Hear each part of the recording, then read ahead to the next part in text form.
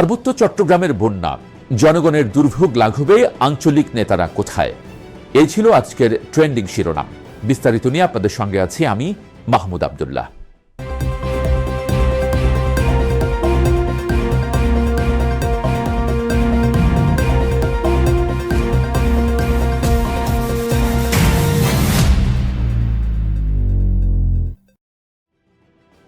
সাম্প্রতিক প্রবল বর্ষণে পার্বত্য চট্টগ্রামের ৩ জেলা খাগড়াছড়ি, রাঙামাটি ও বান্দরবান চরমভাবে ক্ষতিগ্রস্ত হয়েছে।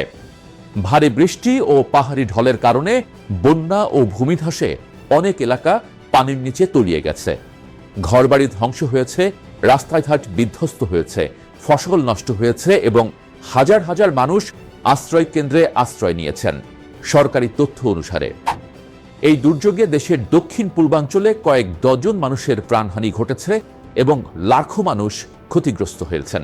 এই সংকটের মুহূর্তে সেনাবাহিনী সহ প্রশাসনের বিভিন্ন সংস্থা মাঠে নেমে উদ্ধার কার্যক্রম, ত্রাণ বিতরণ, চিকিৎসা সেবা প্রদান করছে এবং রাস্তা পরিষ্কারের কাজ চালিয়ে যাচ্ছে। সেনাবাহিনীর ইউনিটগুলো নৌকা ও অন্যান্য সরঞ্জাম নিয়ে দুর্গত এলাকায় পৌঁছেছে এবং স্থানীয় প্রশাসনের সঙ্গে সমন্বয় করে কাজ করছে। এই প্রচেষ্টা অনেক পরিবারের জন্য তাৎক্ষণিক স্বস্তি এনেছে। কিন্তু পার্বত্য অঞ্চলের আঞ্চলিক রাজনৈতিক নেতৃত্বের একটি বড় অংশ এ সময় উল্লেখযোগ্যভাবে অনুপস্থিত ছিলেন।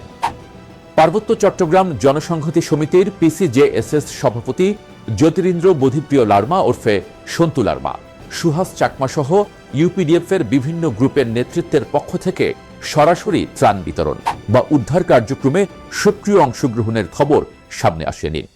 পরিবর্তে সোশ্যাল মিডিয়ায় সমালোচনামূলক পোস্ট ও বিবৃতির মাধ্যমে তাদের উপস্থিতি লক্ষ্য করা গেছে। দীর্ঘদিন ধরে পার্বত্য অঞ্চলে বিভিন্ন আঞ্চলিক সংগঠন নিজের জনগণের প্রতিনিধি হিসেবে উপস্থাপন করে আসছে, কিন্তু দুর্যোগকালীন সময়ে তাদের ভূমিকা প্রায়শই প্রশ্নবিদ্ধ হয়।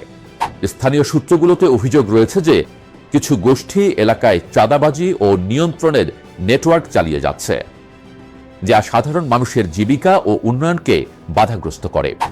বন্যার মতো সংকটেও এ ধরনের তৎপরতা কমেনি বলে অনেকে মনে করেন। পার্বত্য চট্টগ্রামের সমস্যা জটিল। 1997 সালের শান্তি চুক্তির পরও পূর্ণ বাস্তবায়ন নিয়ে বিতর্ক অব্যাহত রয়েছে। সন্তু লার্মা সহ নেতারা বারবার চুক্তির বাস্তবায়ন ও আঞ্চলিক পরিষদের কার্যকারিতা নিয়ে প্রশ্ন তুলেছেন।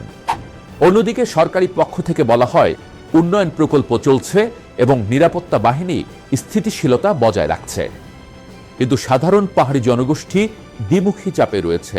প্রাকৃতিক দুর্যোগ একদিকে, আর অন্যদিকে রাজনৈতিক সশস্ত্র গোষ্ঠীগুলোর মধ্যকার প্রতিযোগিতা ও নিয়ন্ত্রণের চাপ।